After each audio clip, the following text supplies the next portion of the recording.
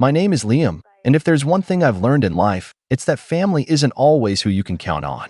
A year ago, I made a decision that changed everything.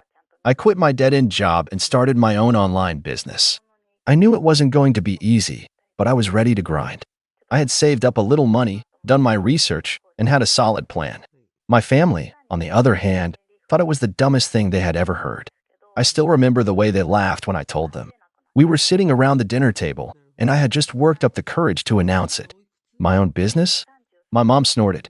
Liam, you can't even keep your room clean. What makes you think you can run a company? My dad chuckled, shaking his head. You need a real job, son. Something with benefits. Look at your brother. Nathan, he's doing it right. Yes, my older brother Nathan, the golden child. He had a stable job, a nice car, and the undying approval of our parents. Compared to him, I was nothing. Nathan smirked at me from across the table. So what are you selling? Get-rich-quick schemes. I gritted my teeth. No, I've been learning digital marketing. I'm starting an e-commerce site, and I didn't even get to finish before they all burst into laughter. You? E-commerce. My mom wiped a tear from her eye. Oh, this is rich. You don't even have a business degree, my dad scoffed. You'll be crawling back in a few months, begging for help. That night, I went to bed feeling humiliated, but also more determined than ever. I was going to prove them wrong. The next few months were brutal. I worked insane hours, living off instant noodles and caffeine while pouring everything I had into my business. There were times when I thought they might be right, that maybe I should just give up and get a real job. But every time I doubted myself, I remembered their laughter. That was all the fuel I needed. Then, about a year later, everything changed. One morning, I woke up, checked my sales dashboard, and nearly dropped my coffee. I had just crossed 6 figures in revenue. I had done it. I had built something real. And that's when my family came back into the picture. It started small. A few passive-aggressive comments from my mom like, "Oh, I guess your little project is actually working." Then my dad, suddenly curious about what I was doing. And of course, Nathan, who went from mocking me to suddenly being so supportive of my entrepreneurial spirit. Then came the requests. At first, it was just little things. My mom wanted me to help out with some bills. My dad hinted that his car needed repairs. Nathan joked about how, since you're rich now, you should take your big brother out for a fancy dinner. At first, I brushed it off. I figured they were just testing the waters, seeing if I'd actually hand over money. I had no problem treating them to dinner or helping out with a bill here and there. After all, despite everything, they were still my family. But then, things escalated. Fast. One evening, my mom called me out of the blue. "Liam, sweetie, we need to talk." I could already hear the tone in her voice, the same one she used when she was about to guilt-trip me into doing something. "What's up?" I asked. "Well," she sighed dramatically. "Your father and I have been struggling a bit financially. It's nothing major, but we were thinking, since you're doing so well now, maybe you could help us out. You know, just until we get back on our feet." I frowned. "How much are we talking?" "Oh, not much," she said quickly. "Just $20,000. I almost dropped my phone. "20,000? Yes, sweetheart. And it's not like we wouldn't pay you back. You know we always support you." I nearly laughed at the irony.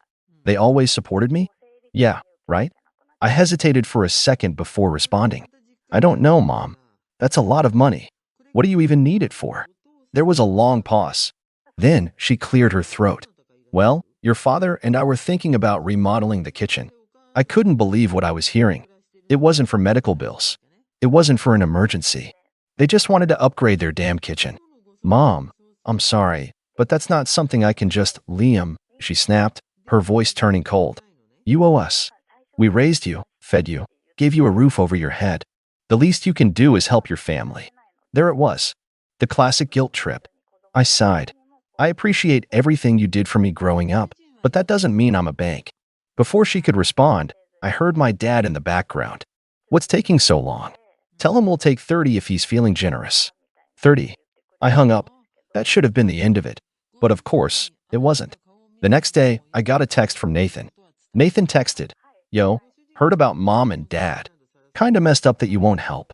I replied, "They want money for a kitchen remodel, Nathan." Nathan texted, "So? There are parents. If I made as much as you, I'd help them in a heartbeat." I responded, "Then you give them the money." Nathan texted, "I don't have it." I replied, "Exactly." He left me on read after that. But the real explosion happened that weekend. I was at home, enjoying a rare day off, when I heard loud knocking at my door. I checked my phone, no texts, no calls. My stomach twisted. I already knew who it was. Sure enough, when I opened the door, there they were. My parents, my brother, and oh, great, my aunt and uncle, who had somehow been dragged into this mess. I barely had time to react before my mom shoved past me and marched into my living room like she owned the place. My dad followed, looking pissed, and Nathan just stood there with his arms crossed like he was about to watch a boxing match. Behind them, my aunt and uncle lingered in the doorway, clearly dragged into this drama for backup. I exhaled sharply. What is this? Mom spun around, her hands on her hips. Liam, we need to have a serious discussion about your selfishness. I pinched the bridge of my nose. You showed up at my house, unannounced. Dad scoffed. Yeah, because you refused to help your own family. I folded my arms. I offered to help when you actually needed it. But I'm not giving you 30 grand for a damn kitchen. Mom's face turned red. You're being dramatic. Oh, I'm being dramatic? I let out a dry laugh. You're the ones banging on my door demanding money like I owe you something. Nathan finally spoke up. Dude, it's not a big deal. You're making bank now. You could give them the money and not even feel it. I turned to him. Oh, so if it's not a big deal, why don't you take out a loan for them? Nathan shifted uncomfortably. That's different. I shook my head. Of course it is. That's when my uncle decided to chime in. Liam, in our culture, we take care of our family. It's not just about money, it's about respect. I clenched my jaw. Respect? You mean like how they laughed in my face when I told them I was starting a business? How they told me I'd fail? That kind of respect. My mom threw her hands up. Oh my God, Liam, are you seriously still mad about that? We were just joking. And look, you proved us wrong. You should be grateful we motivated you. I stared at her in disbelief. You don't get to mock me, bet against me, then take credit when I succeed. She huffed. So this is how you treat your own mother? After everything we did for you? Dad shook his head. I told you this was a mistake. He's always been selfish. I felt something in me snap. You think I'm selfish? I worked my ass off for a year to build something for myself while you sat there and laughed. Now, because I actually made it, I suddenly owe you. I gestured toward the door. Get out. Mom gasped. Excuse me. You heard me, I said, my voice cold. Get out. For a moment, there was silence. My mom looked genuinely shocked, like it had never occurred to her that I might not just roll over and give them whatever they wanted. Then her face twisted into something ugly. Fine, but don't come crying to us when you realize family is all you have. I scoffed. Funny. You didn't seem to think that when you were laughing at me a year ago. She stormed out, my dad right behind her, muttering something under his breath. Nathan shot me a glare before following. My aunt and uncle lingered awkwardly for a second before shuffling after them. And just like that, they were gone. I closed the door and exhaled, my heart still racing. I knew this wasn't over. Not by a long shot. Because if there's one thing I've learned about my family, it's that they don't give up that easily. For the next few days, I didn't hear a word from them. No calls, no texts, nothing. It was weird. My family wasn't the type to just drop something like this. If anything, I expected them to double down. But instead, it was radio silence. At first, I thought maybe they'd finally taken the hint. Maybe they'd realized I wasn't going to give in and decided to leave me alone. Maybe I was free. But I should have known better. The peace didn't last long. A week later, I woke up to nearly 20 missed calls from my mom and a flurry of texts from Nathan. My stomach sank. Nathan, bro, you seriously messed up this time. Mom's crying. Dad's furious. You need to fix this. They're saying you took it too far. I stared at my phone, confused. Took what too far? Before I could even reply, my phone started buzzing again. Mom. I let it ring. Then Dad. Ignored. Then Nathan. Ignored. Then, I got a message from my aunt. Aunt Sarah texted, Liam, I don't know what's going on, but your parents are telling everyone you're abandoning them after everything they did for you. They're really upset. Call them. I groaned and threw my phone on the bed. So that's their game now. They couldn't manipulate me, so they were trying to turn the rest of the family against me. Classic. A few hours later, I finally gave in and picked up when Nathan called again. What? I said flatly. Dude, what is wrong with you? He snapped. Be more specific. You insulted Mom and Dad and now they're devastated. I let out a dry laugh. Devastated? Because I wouldn't give them 30 grand for a kitchen? Nathan sighed heavily. You don't get it. It's not about the money. It's about family. You're rubbing your success in their faces and acting like they don't matter. I clenched my jaw. I'm rubbing it in their faces? Nathan, they were the ones who mocked me for starting my business. They told me I was an idiot and that I'd fail. Now that I didn't fail, they suddenly feel entitled to my money. And when I said no, they ran to the whole family to make me look like the bad guy. Nathan was silent for a moment. Look, I get it, he finally said. They were wrong to doubt you. But dude, you're rich now. 30 grand is nothing to you. I shook my head. That's not the point. It's my money.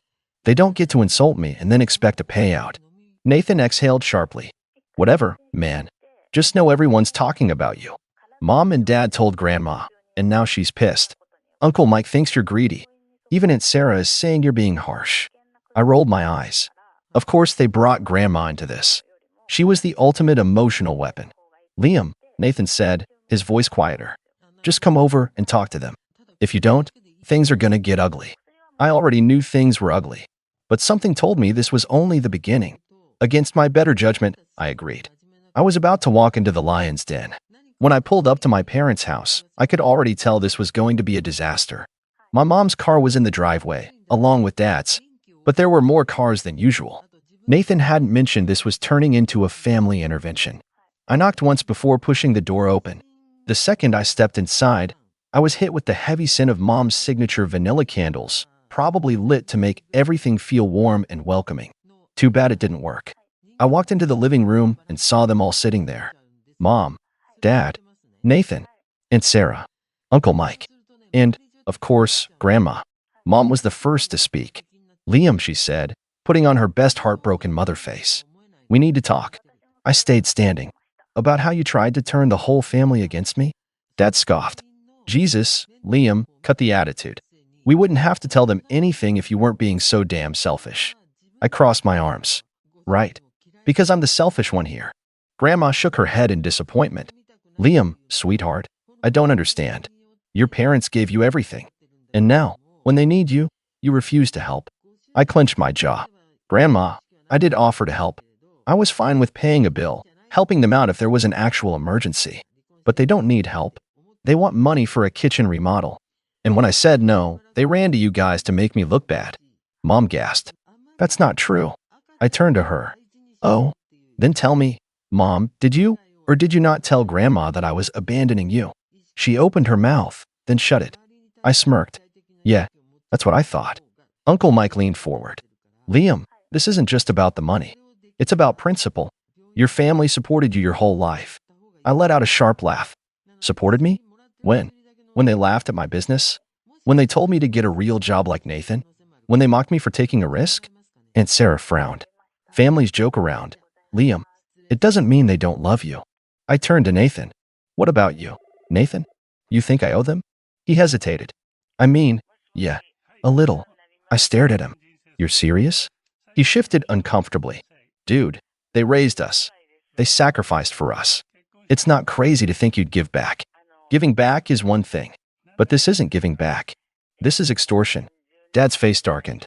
Watch it, boy. I didn't back down. Or what? You'll cut me out of the family? Newsflash, I was never really in it to begin with.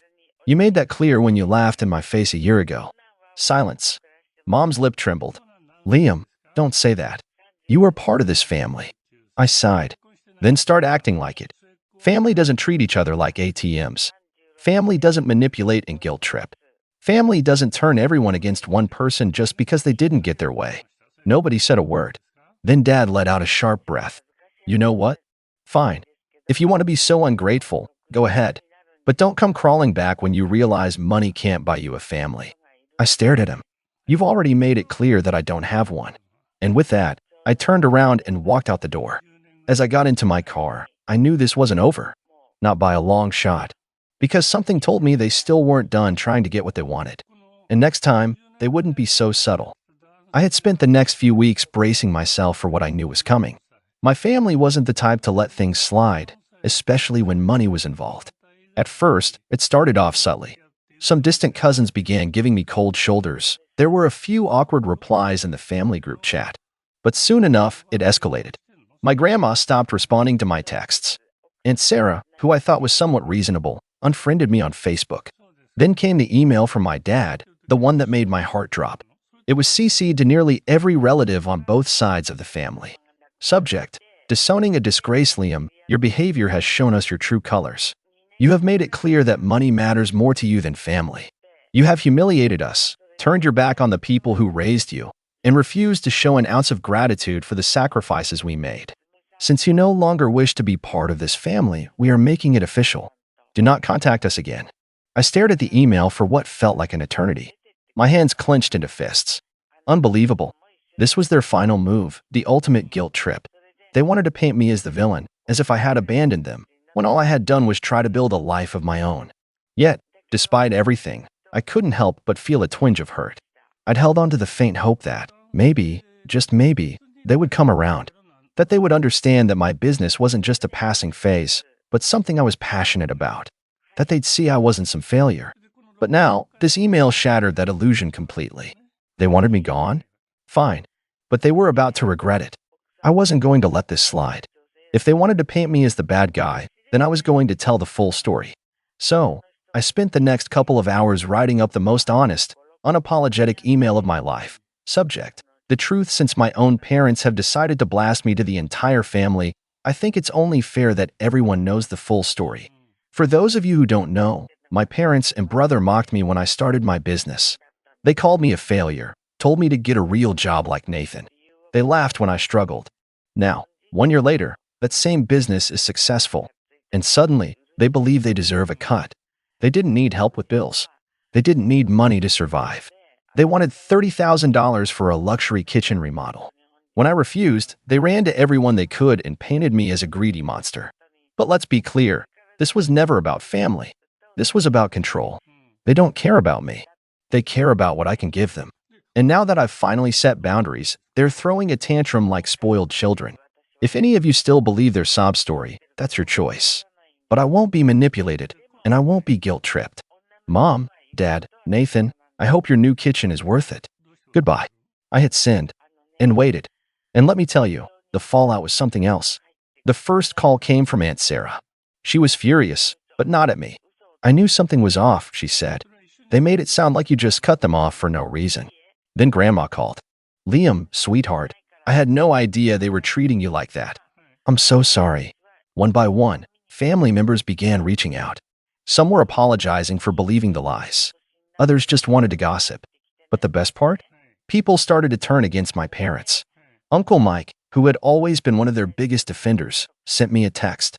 He said, I don't blame you. That's insane. Nathan, on the other hand, was furious. He texted, nice job, you just embarrassed Mom and Dad in front of everyone. I responded, they embarrassed themselves. He texted back, you could have just ignored them, but no, you had to be dramatic. You've completely ruined your relationship with them. I stared at his message, a smirk forming on my lips. Ruined my relationship with them? Good. That email was the final nail in the coffin. My parents went on the attack, cutting off all contact with me. No more guilt trips. No more manipulative messages. Nathan, always their golden child, stuck by their side, but by this point, I didn't care. Meanwhile, half the family was on my side.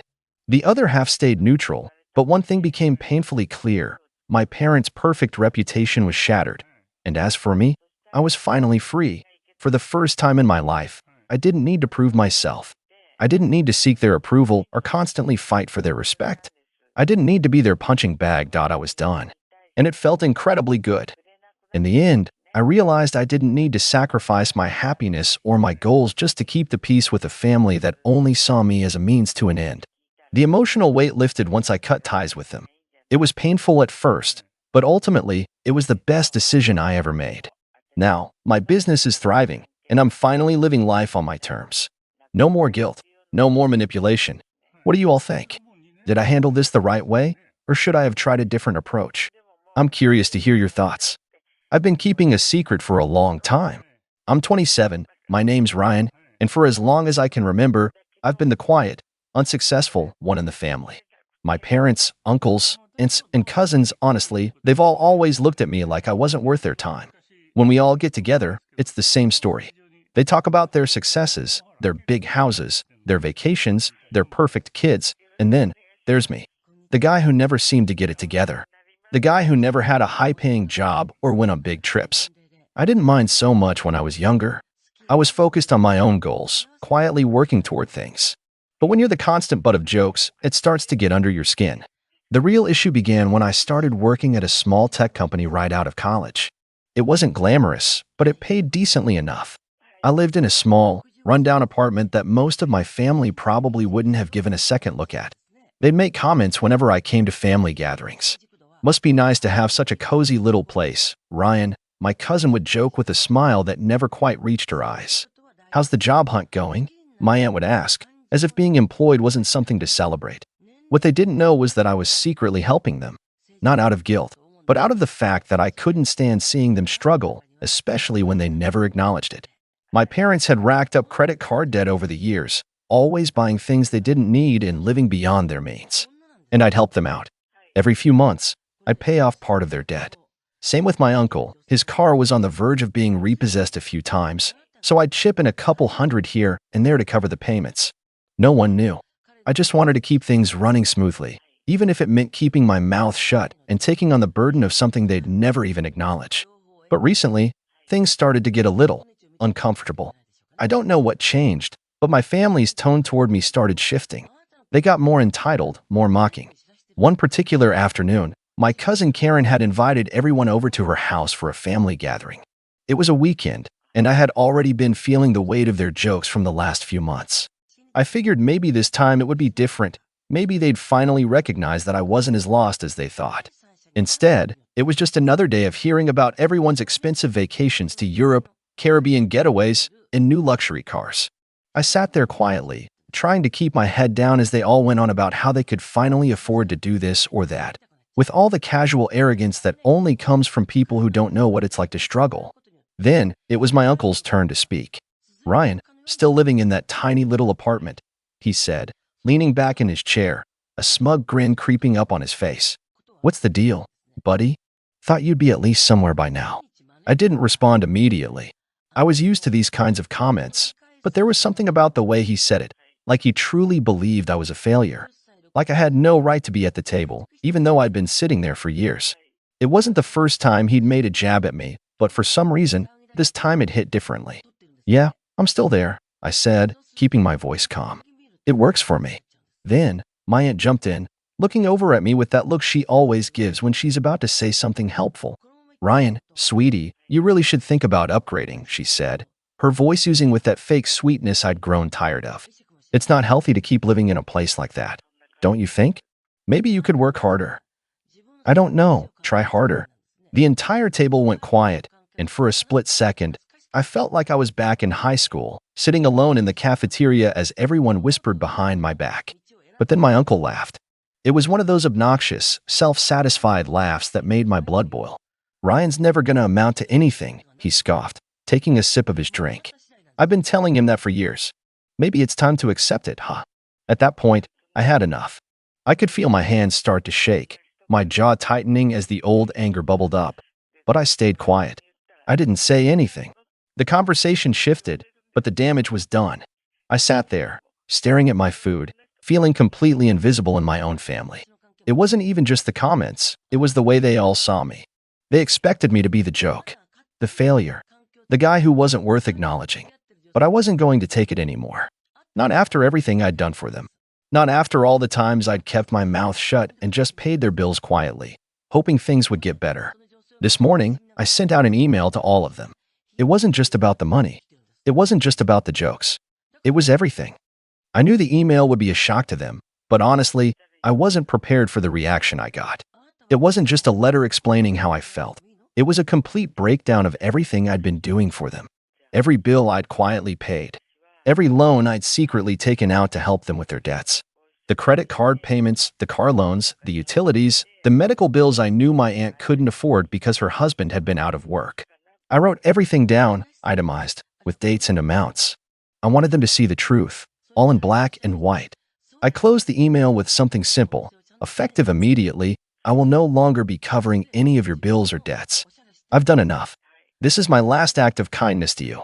I hesitated for a moment before hitting send. A part of me wondered if this would just make things worse, if they'd try to manipulate me, guilt-trip me, make me feel like I was abandoning them.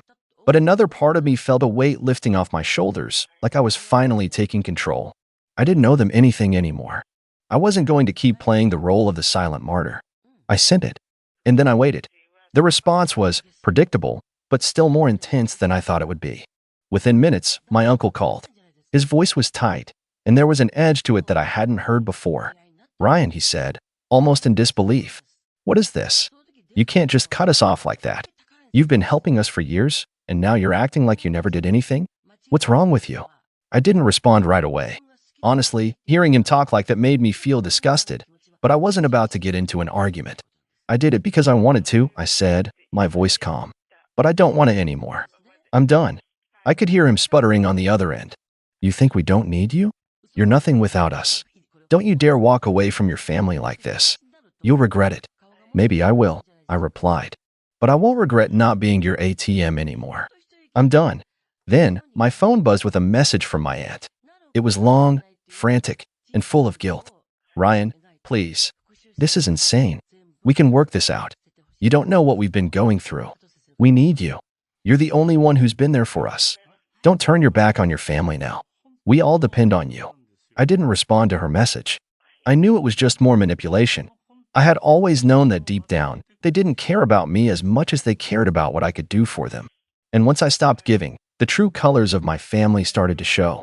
But there was one final blow that hit harder than all the others. Around noon, I received a call from Karen, my cousin who had been hosting that family gathering. Her voice was shaking, a mix of frustration and disbelief. "Ryan, I don't know what is going on with you," she started. "But you can't just leave us hanging like this. Everyone's asking what happened.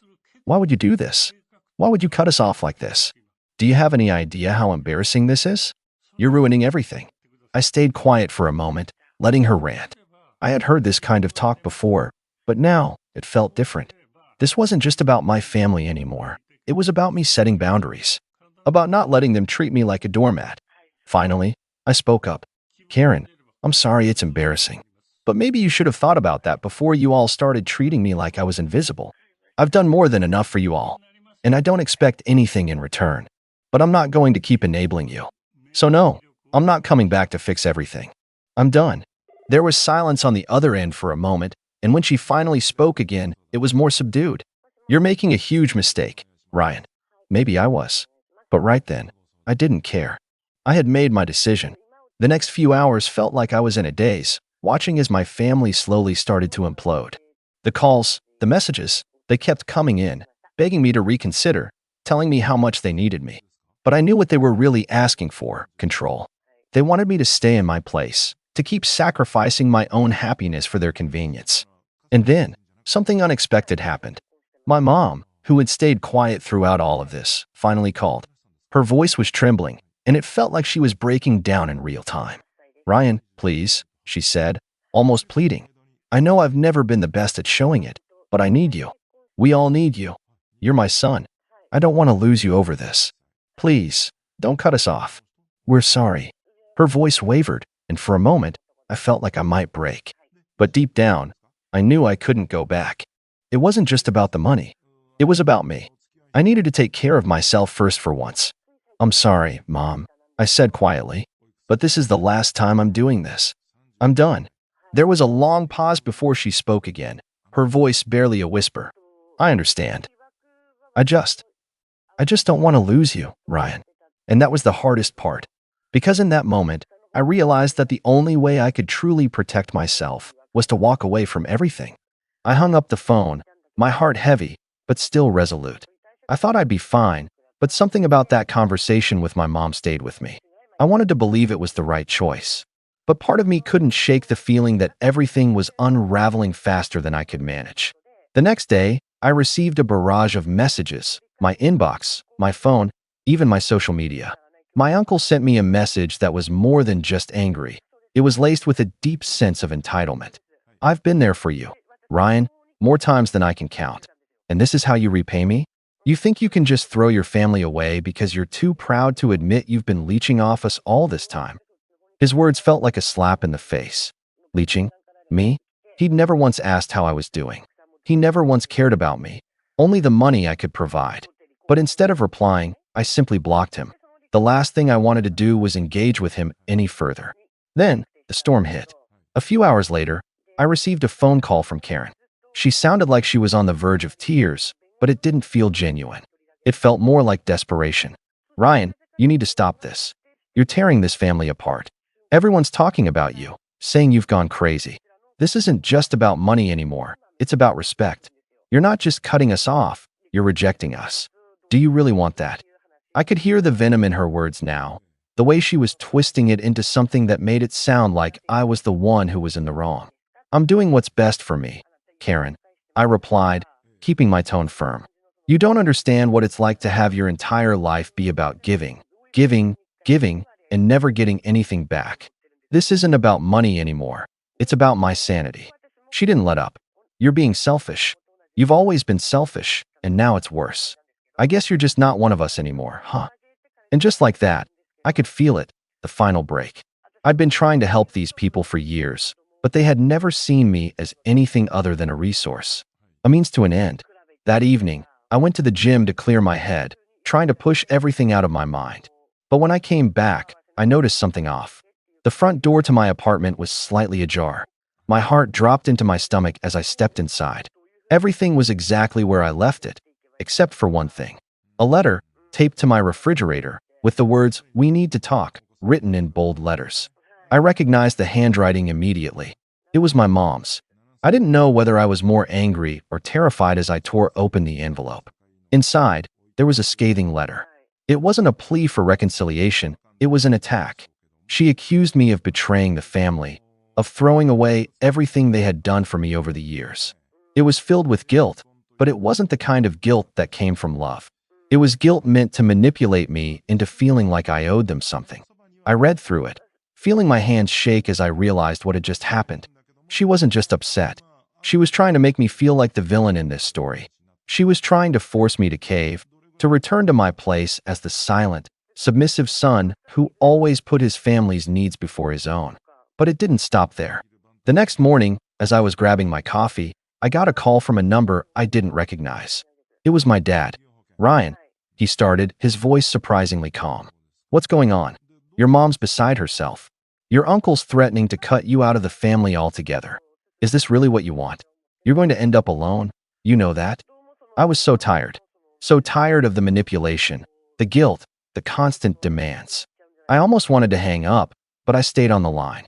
"Dad," I said, my voice quieter than I intended. "You and Mom always said I'd be better off getting my life together. Well, this is what it looks like. I'm cutting ties with all of you. I'm not going to keep giving when all I get is resentment." He didn't speak for a long time. I could hear him breathing on the other end of the line, unsure of how to respond. Finally, he spoke, his voice shaky. "This isn't how families work, Ryan. You don't just abandon us. You can't just walk away from your own flesh and blood." "I'm not abandoning anyone," I replied, the words coming more easily now. "I'm just standing up for myself. I deserve more than being treated like a cash cow." There was a long pause, followed by a soft sigh. "You're making a mistake. We'll all feel the consequences. You'll see." And then he hung up. At that point, I knew I had crossed the point of no return. They weren't just angry. They were desperate. Desperate to control me, to guilt me into continuing this toxic cycle. But there was a fire in me now, one that I hadn't felt in years. For the first time in my life, I was choosing myself over them, and it felt like freedom. But the worst part? They weren't done. Not by a long shot. The next day, as I was leaving my apartment to go to work, I saw something on my windshield. At first, I thought it was just a flyer, but then I saw the familiar handwriting again. "You'll regret this, Ryan. This isn't over." I didn't recognize the handwriting at first, but when I turned the note over, my stomach dropped. It was from my cousin Karen. She'd taken it upon herself to deliver a message. I felt a sickening knot in my stomach. They were serious. They weren't going to let this go, not without a fight.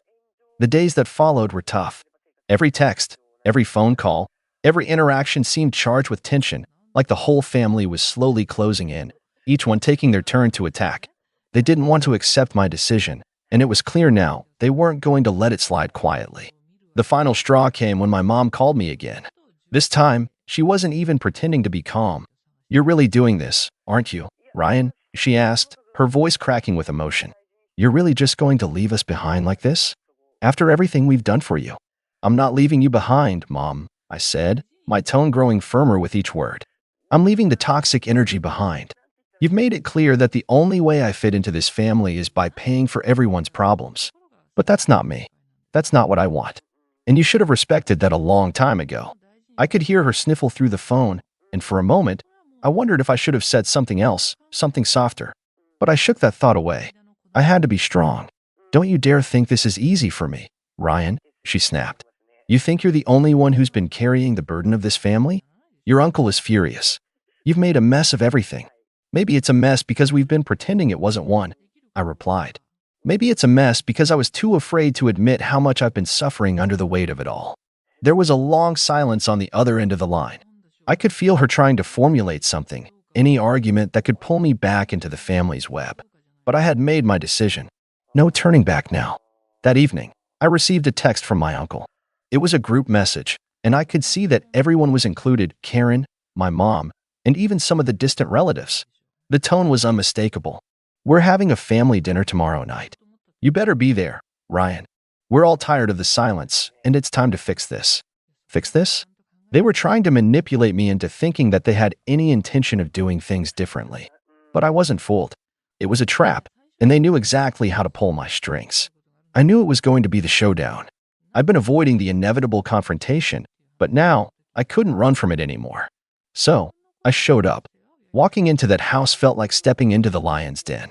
The familiar smells of roasted chicken and mashed potatoes filled the air, but it was all tainted now. The moment I stepped inside, I could feel their eyes on me. My uncle gave me a nod, but it was a cold one, and Karen was glaring at me like I had personally wronged her.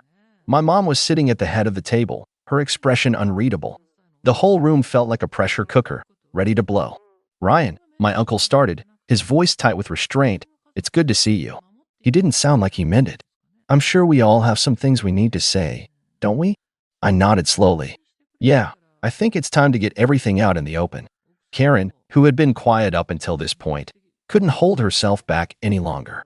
You really think you're above all of us, don't you, Ryan? Her words came out in a sharp, clipped tone. You think you can just cut us all off and live your life like you're better than us? I shook my head. That's not it, Karen. It's never been about thinking I'm better than you. It's about realizing that I can't keep living in this toxic environment. For years, I've been carrying all of you, paying bills, covering debts, picking up the slack whenever things went wrong. And all I got in return was criticism and manipulation. I've had enough. But we need you, Ryan, my mom interjected, her voice shaky but insistent. We've been through so much together. We're family. You can't just walk away from us. I'm not walking away from you, I said, my voice steady but firm. I'm walking away from this unhealthy dynamic. I'm walking away from the constant demands, the guilt trips, and the manipulation. I've spent so many years trying to please all of you, trying to be the perfect son, the perfect nephew, the perfect family member. But I've never been allowed to just be myself. And I'm done. My uncle slammed his fist on the table, his anger bubbling to the surface. You think you've done everything for us, huh? You think we're all just some leeches who've been sucking you dry? You're wrong, Ryan. You've been selfish this whole time. This isn't about you standing up for yourself. It's about you being a coward and refusing to face your responsibilities. I didn't flinch. Maybe it's selfish of me to finally look out for myself. But you know what? I'm tired of being the only one who cares about this family. You all only care about what I can do for you. I don't owe any of you anything anymore. The room was silent, except for the sound of Karen's muffled sobs. My mom was staring at me, her eyes wide, her face a mixture of hurt and disbelief. I know this is hard to understand, I continued, but it's what's best for me. I can't keep sacrificing my happiness, my mental health, just to make everyone else comfortable. I've been doing that for years, and look where it's gotten me. My mom's voice quivered as she tried to speak again, but I raised my hand to stop her. It's not negotiable, Mom. I've made my choice. I'm walking away from all the negativity, and I won't feel guilty for doing what's best for me. There was a long, heavy pause. The weight of my words hung in the air, suffocating the conversation. I could see the realization dawning on their faces that I wasn't going to be the same Ryan they'd always relied on. The Ryan who showed up every time they needed something. The Ryan who did everything to keep the peace. That version of me was gone. I stood up from the table, my chest tightening but my mind clear. This is it, I said quietly. I'm done. And with that, I turned and walked out the door, leaving them behind. As I walked away from their house, I felt a strange sense of calm settle over me. The chaos, the manipulation, the toxic energy, it was all behind me now. I was finally free. But I knew this wasn't the end. There would be more calls, more attempts to pull me back in. But I couldn't let that happen. Not anymore. So, I want to hear from you. Was I wrong to walk away from all of them? Am I selfish for choosing my own well-being over the family that's always drained me? Or is this just the kind of thing that happens when you've been taken advantage of for far too long? Let me know your thoughts. I really need to hear what you think about all this.